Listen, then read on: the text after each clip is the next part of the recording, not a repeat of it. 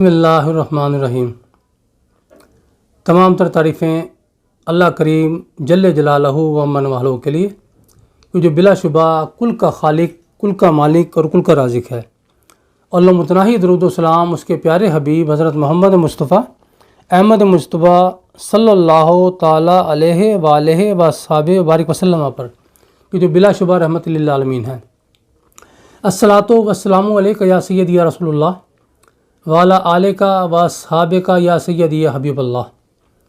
ناظرین محترم، آج ہمارا موضوع ہے شب قدر، یعنی لیلۃ القدر، ایک ایسی رات جو نہایت عظمت والی، نہایت شان والی اور نہایت رحمت والی ہے۔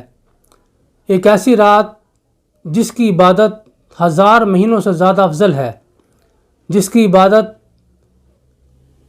ایک طویل عرصے میں جو نہیں کی جا سکتی، وہ اسے قلیل رات میں واقع ہو جاتی ہے۔ اور یہ رات اللہ تعالیٰ نے اپنے پیارے حبیب حضرت محمد مصطفیٰ احمد مصطفیٰ صلی اللہ تعالیٰ علیہ وآلہ وسلم کو عطا فرمائی۔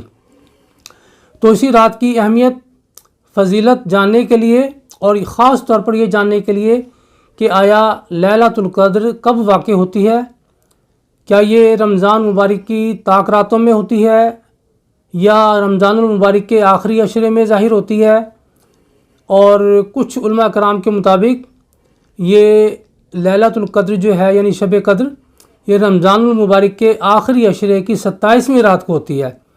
تو یہی کچھ جاننے کے لیے قرآن و حدیث کی روشنی میں ہم نے دعوت دی ہے جناب محترم علامہ مولانا حافظ مفتی محمد فرحان سعیدی صاحب کو۔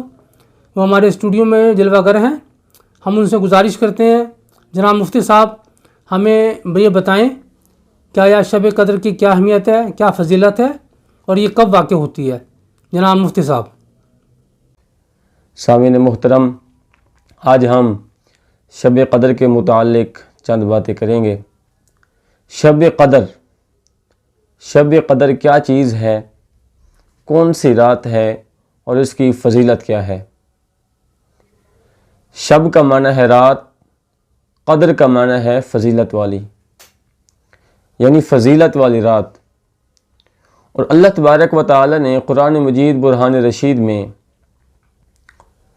اس کا ذکر فرمایا، انا انزلناہ فی لیلۃ القدر وما ادراک ما لیلۃ القدر۔ فرمایا کہ ہم نے اس قرآن کو قدر والی رات میں نازل فرمایا، اور تم کیا جانو قدر کیا ہے؟ رب تعالیٰ نے پھر آگے خود وضاحت فرمایا لیلۃ القدر خیر من الف شہر۔ جو لیلۃ القدر کی رات ہے وہ 1000 مہینوں سے بہتر رات ہے۔ تنزل الملائکۃ والروح فیہا باذن ربہم۔ اور شب قدر کی رات میں آسمان سے فرشتے نازل ہوتے ہیں زمین کی طرف۔ من کل امر، فرمایا کہ اس رات ہر کام میں بھلائی ہی بھلائی ہوتی ہے۔ سامعین محترم، اللہ تبارک و تعالیٰ کے نبی کریم علیہ الصلوۃ والسلام نے شب قدر کی بہت زیادہ فضیلت بیان فرمائی ہے۔ حضور علیہ الصلوۃ والسلام کے پیارے صحابی حضرت سیدنا سلیمان فارسی رضی اللہ تعالیٰ عنہ روایت کرتے ہیں، فرماتے ہیں کہ نبی کریم علیہ الصلوۃ والسلام شعبان المعظم کے آخری روز ممبر پر جلوہ گر ہوئے اور خطبہ ارشاد فرمایا کہ اے میرے صحابہ، تمہارے پاس ایک عظمت والا مہینہ تشریف لا رہا ہے، اور اس میں ایک رات ایسی ہے جو 1000 مہینوں سے بہتر ہے۔ اس رات کو شب قدر کہتے ہیں۔ اور شب قدر کی فضیلت پر حضرت اماں عائشہ صدیقہ رضی اللہ تعالی عنہ، جو کہ محبوب خدا ہے، صدیقہ بنت صدیق ہے، عتیقہ بنت عتیق ہے، زوجہ سیدہ عائشہ صدیقہ رضی اللہ تعالی عنہ فرماتی ہیں، نبی کریم علیہ الصلوۃ والسلام نے فرمایا کہ جس بندے نے شب قدر میں قیام کیا، اس رات اللہ کی عبادت کی، 2 رکعات نماز پڑھ کر اپنی بخشش کی دعا مانگی، رب تعالیٰ اسے بخشش کی سنت عطا فرما دیتا ہے۔ اب سوال یہ ہے کہ شب قدر کون سی رات ہے؟ نبی کریم علیہ الصلوۃ والسلام نے ارشاد فرمایا کہ شب قدر جو ہے وہ رمضان المبارک کے آخری عشرے کی تاک راتوں میں سے ایک رات ہے۔ 21 کی رات، 23 کی رات، 25 کی رات، 27 کی رات اور 29 کی رات، ان تاک راتوں میں سے ایک رات شب قدر کی ہوتی ہے۔ اور جو شب قدر ہے یہ مختلف راتوں میں اس امت کے پاس تشریف لاتی رہتی ہے، اور جو مشہور قول ہے وہ 27 رمضان المبارک کی رات کا ہے۔ حضرت سیدنا عمر فاروق رضی اللہ تعالیٰ عنہ جو کہ مراد نبی ہیں اور داماد علی ہیں، امیر المؤمنین ہیں، تمام نبی کریم علیہ الصلوۃ والسلام کے جان نثار صحابہ میں سے جو دلیر صحابہ ہیں، ان میں سے حضرت سیدنا عمر فاروق رضی اللہ تعالیٰ عنہ کا نام سر فہرست ہے۔ وہ فرماتے ہیں نبی کریم علیہ الصلوۃ والسلام نے فرمایا کہ جس بندے نے 27 رمضان المبارک کی رات بیدار ہو کر گزاری اور اللہ تبارک و تعالی کی عبادت کی، نبی کریم علیہ الصلوۃ والسلام نے فرمایا کہ باقی راتوں کی بنسبت 27 رمضان المبارک کی رات کی عبادت مجھے زیادہ پسند ہے۔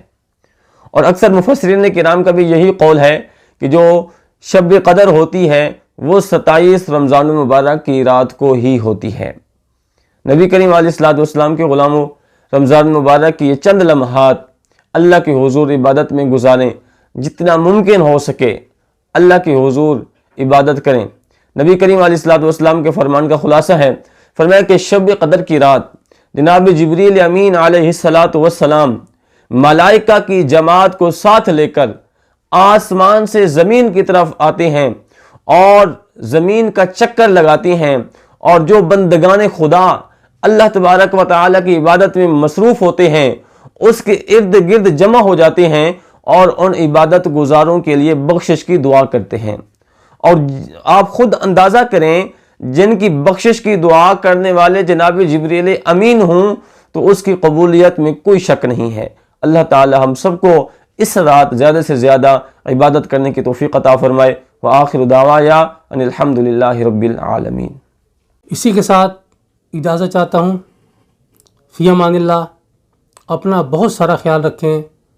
پاکستان زندہ باد، افواج پاکستان پائندہ باد، نماز پڑھتے رہیں، اپنے لیے، اپنی آخرت کے لیے۔